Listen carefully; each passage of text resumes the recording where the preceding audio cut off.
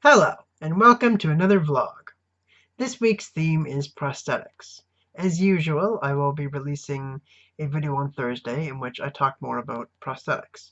What are prosthetics, who uses them, what are some different kinds of prosthetics, and why are prosthetics important. So subscribe to our YouTube channel if you want to see that video. But obviously today I want to talk about something different. Specifically, I want to talk about an article that I saw on menshealth.com when researching this week's topic. The article was released last month, and it's about a young man named Easton LaChapelle, who's a 21-year-old robotics engineer. He makes prosthetic limbs for children, which he 3D prints. Um, Now, recently, LaChapelle partnered up with Microsoft to provide an advanced prosthetic limb to a little girl named Momo. So he traveled to Seattle and went to Microsoft's headquarters, and he worked with their robotics team to play around with some different designs until they found one that was the best for what they were looking for. That fit all of the requirements that they were looking for. And him and the robotics team put in a lot of time and effort to build this prosthetic limb and to make sure that it was just right. Um, so it's a very advanced limb. It's robotic, and it's basically controlled by neural brainwaves. So there's a special headset that the user puts on that basically processes the brain signals and sends it to the arm to control it. Right, so you basically move the arm by thinking. It's also got a special coating over top of it that essentially mimics skin. It looks and feels a lot like real skin, which makes the arm look and feel a lot more realistic. Um, it's built the same way, a human arm and hand is, with all of the joints and ligaments and everything like that. And it took quite a while for them to design an arm that looked and functioned you know naturally, which is what their intention was, because a lot of prosthetics don't look like real limbs and they don't always function like a real limb. Now, typically a robotic limb this advanced is going to cost about $80,000. But because LaChapelle is 3D printing all the parts for these devices and these prosthetics, he's able to build them for about $400. That is a massive difference in price. I mean, just a massive difference. Um, you're looking at like a 1/60th.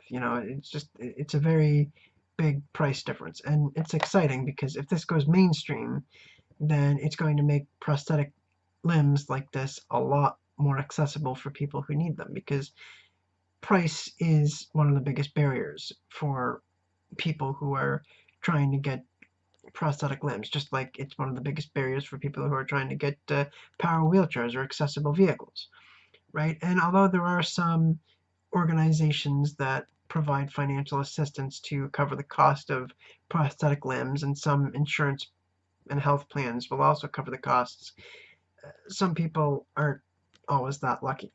But if you're able to 3D print prosthetic limbs that are a lot less expensive, that's just going to revolutionize the industry. Now, the thing that I think is the most interesting about this whole situation is that Easton started building prosthetic limbs and robotic arms and things like that when he was 14 years old, because he was bored. It was originally just something that he did to pass the time, making these limbs. I think the first one he made was out of Lego, and a lot of and some of the robotic parts that you can buy with the Legos. And then he started experimenting around and making more and more advanced limbs. And then he eventually realized that, hey, I can use these skills to help people. So then he started to make the limbs for children like Momo. And he wants to provide even more robotic arms and prosthetic limbs to more children. So he's about to launch a crowdfunding campaign in which he's going to raise money to build another 100 prosthetic limbs to give to more child amputees. And he's obviously not doing it for a profit because, like I said, he's building these arms for such a low price and giving them away for, I'm assuming, free. So that's pretty cool because that shows that his intentions are pure. Now, in the article, there is 2 videos. There's one which is showing him going to Microsoft and building the arm and giving it to Momo, and then there's another one which is a TED Talk. I'm going to include a link to the article and both videos in the description below, and I encourage you to check them out because they're really interesting and informative. And I just want to, before I conclude today's vlog, I just want to talk a little bit about the vocabulary that I'm going to be using in Thursday's video.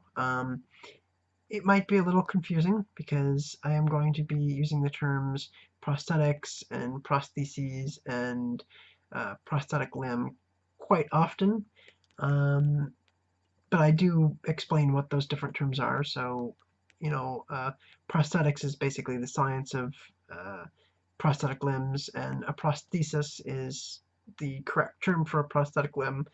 Prostheses is the plural.